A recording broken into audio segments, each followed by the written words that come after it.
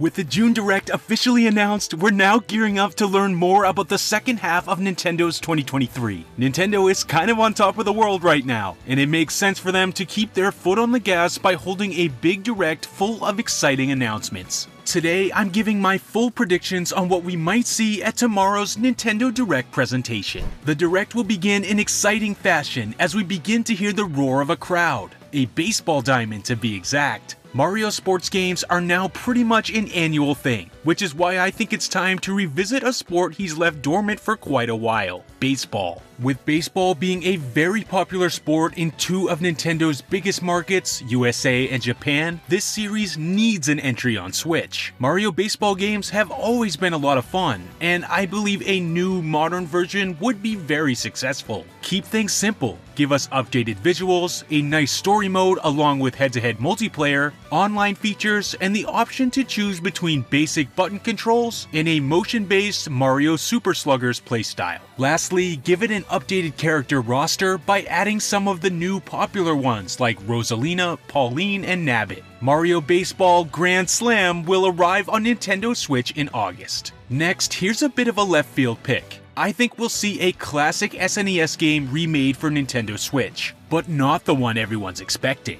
I believe that early in the presentation, we'll see a full reveal of a Super Metroid remake developed by Mercury Steam. The trailer will start by teasing a remade version of the iconic opening cutscene. The last Metroid is in captivity, the galaxy is at peace. I think with Prime 4 on the way, Nintendo can afford to wait before going into full production on a new 2D Metroid. This is why a classic Metroid remake could be good to help keep up momentum on both fronts. Unless you're subscribed to Switch Online, Super Metroid can be a little hard to get a hold of these days. Yet it's a game any new Metroid fan looking to play the older titles needs to experience. So while I don't think this gorgeous looking and sounding SNES game needs a remake in a technical sense, it could use one to celebrate the game and bring it to modern audiences. Imaginatively titled Super Metroid Remake, this will be a one-to-one recreation of the original. It will look just as stunning as Dread and will arrive on Nintendo Switch this September. Soon after, we'll jump right into a full gameplay reveal of Splatoon 3's story DLC Side Order. We'll see several of the new challenge levels, many set in a world devoid of color,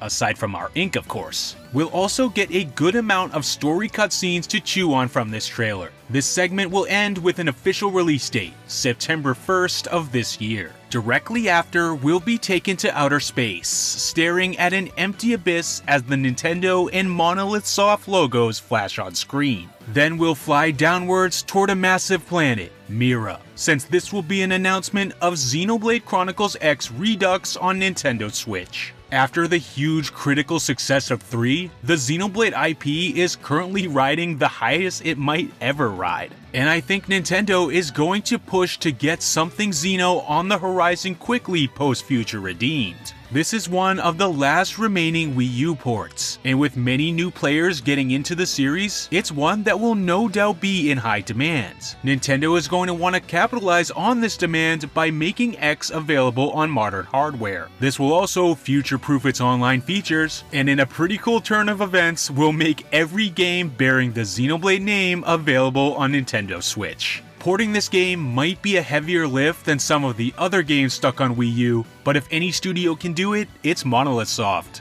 Add one more insanely big open world game to the Switch's catalog, as Xenoblade X Redux, along with a collector's edition, will arrive on Nintendo Switch in early 2024. After all these years, it's pretty surreal to me to say that Pikmin 4 is actually a safe bet for a Nintendo Direct, but here we are. Nintendo outright stated as such in their confirmation tweet. What I think we'll see is the final pre-release trailer for Pikmin 4 before it releases on July 21st. Since releasing a trailer exactly a month before release has become kind of a standard practice for Nintendo these days, it will show a lot more gameplay, including new areas, bosses, game mechanics including night mode, and crucially, the final new Pikmin type. And it'll be the orange one. Ochi's yellow, non-orange, and he doesn't have an onion. This will be the actual orange Pikmin. Pikmin fans, we made it, and this is actually starting to feel real. A bit later, in a couple of short trailers, we'll get confirmation from the Nintendo side of the fence on some of the summer game announcements we saw recently. This will include a gameplay reveal for Mario + Rabbids Sparks of Hope's DLC, The Last Spark Hunter, which will be a shadow drop, and a trailer for Persona 3 Reload, coming to Nintendo Switch alongside the other consoles in early 2024.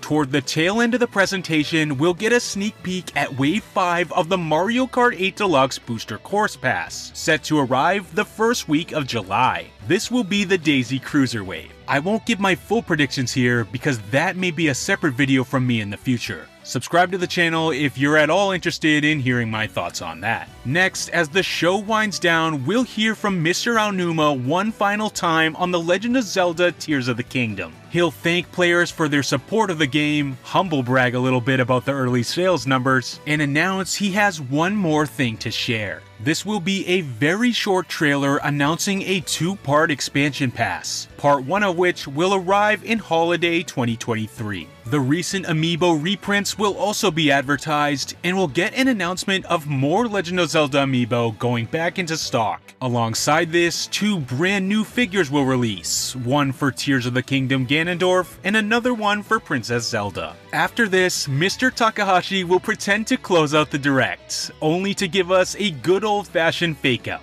acting all surprised as the Super Mario Bros. Theme begins to play. We'll go right into a full-on reveal of the next Mario game, but not the big follow-up to Odyssey. Instead, this will be a completely new direction, a hybrid 2D and 3D game. The game will be mainly a 2D side-scroller, yet very different from the new Super Mario Bros. Series, as it will actually have light Metroidvania elements. It will feature a beautiful new watercolor art style. Mario will have a fully revamped movement kit with new dashes and other techniques. And for the main selling point, certain sections in every level will seamlessly shift perspective. These sections will feel very similar to playing a level in Super Mario 3D World. The two styles together will create a truly unique Mario game that will reinvigorate the series post-Maker. Super Mario Curse of the Kingdoms will arrive on Nintendo Switch early October. So what did you think? Are these predictions realistic enough to happen? Or am I crazy for even mentioning some of them? If we do get a direct like this, I think it'll be pretty great. Honestly, I do kinda have this gut feeling that we'll finally see Metroid Prime 4 as the final One More Thing, slated for a 2024 release date, but also something's telling me to not pick that, so we'll go with 2D Mario, which is a little less hype in my book, but still awesome. Let me know your thoughts on everything discussed here down in the comments below.